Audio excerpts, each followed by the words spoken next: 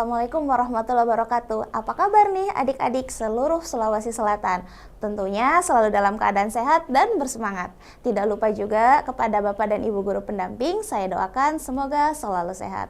Bersama saya, Siti Adinda Dihar dalam program Smart School. Generasi smart, berkarakter, cerdas Ki.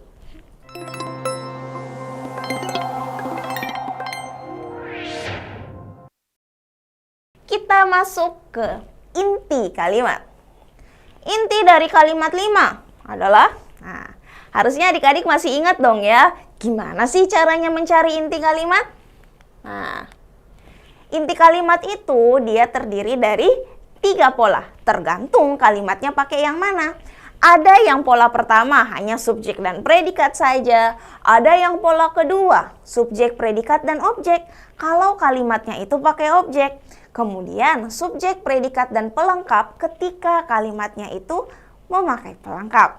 Nah, sekarang ada yang harus adik-adik ingat. Jangan dilupakan ya. Semua jenis keterangan dan bagian dari perluasan kalimat tidak boleh masuk ke dalam inti kalimat.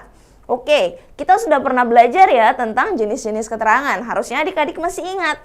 Nah, keterangan ini semuanya ya, mau dia ada di depan kalimat mendahului subjek, mau dia berada di akhir kalimat, atau dia ada di tengah-tengah kalimat.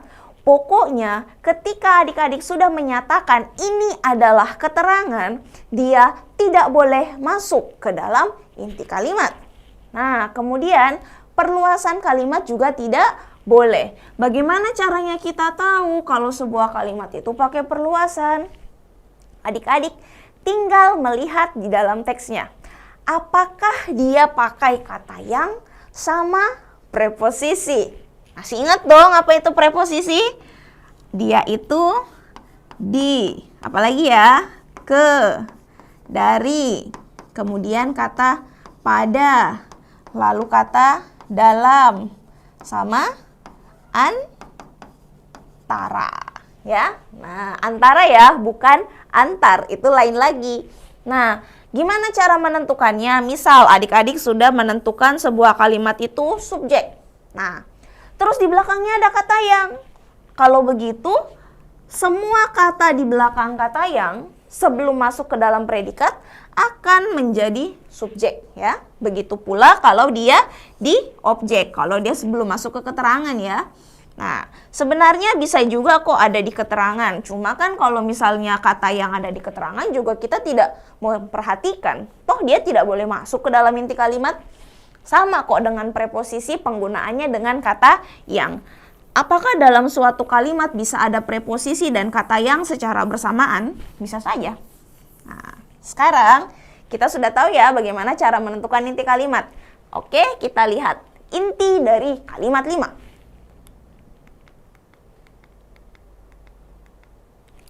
Setiap benda langit yang bertebaran di alam semesta ini terikat pada suatu susunan atau kumpulan tertentu. Masih ingat ya, kita harus mencari predikat terlebih dahulu. Oke. Predikat itu biasanya dia berupa kata kerja. Di mana ya kata kerjanya? Oke, di sini ada kata bertebaran. Kemudian ada kata terikat.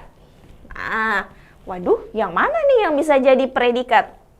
Ingat, kalau mau mencari predikat, itu kan sudah pasti dia kata kerja. Kalau bukan kata kerja, kata adalah dan merupakan. Setelah itu dimasukkan deh kalau kita mau mencari subjek. Pakaikan dia pola apa atau siapa. Lalu kita tambahkan dengan predikatnya. Sekarang kita coba nih pakai kata bertebaran. Apa yang bertebaran? Setiap benda langit yang.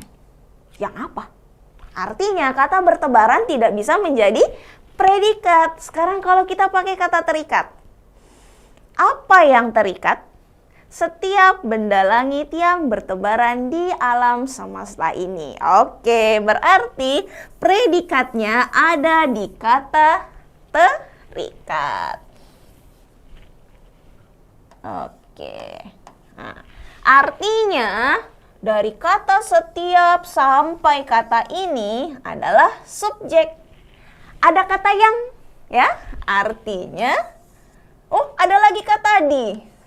Artinya ini adalah subjek perluasan, ya. Nah, jadi kata yang sama di bisa ya, dia berada dalam satu wilayah yang sama. Kemudian, kita sudah lihat ada kata pada. Wah, berarti ini bisa masuk ke dalam keterangan ya. Keterangan apa? Keterangan tempat. Nah, sekarang kita sudah mendapatkan polanya. Ingat yang pertama, tidak boleh ada keterangan. Artinya pada suatu susunan atau kumpulan tertentu ini sudah pasti tidak akan ada satupun kata-katanya yang masuk. Terikat sudah pasti masuk. Ya, nah sekarang subjeknya. Yang mana ya? Nah, ini kan kita sudah lihat kata yang. Artinya, mulai dari kata yang sampai kata ini, itu masuk ke dalam perluasan. Nah, inilah bagian dari perluasannya. Ini juga tidak boleh masuk di dalam inti kalimatnya. Artinya, intinya hanya setiap benda langit terikat. Nah, kita coba cari. Yang mana kalimatnya? Alfa. Setiap benda langit terikat susunan. Oh, tidak bisa. Ini kata susunan, tadi kan dia masuk ke dalam keterangan. Jadi dia tidak boleh. Setiap benda langit terikat. Oke, ini jawabannya. Bravo. Sebenarnya kalau kita lihat lagi, Charlie. Oh, ini ada kata yang. Berarti sudah jelas-jelas dia salah. Delta. Ada kata di, preposisi. Sudah jelas-jelas salah. Error. Wah, ini sudah jelas-jelas salah ya. Ada kata yang, ada lagi kata di. Ya, jadi jawabannya adalah bravo. Oke.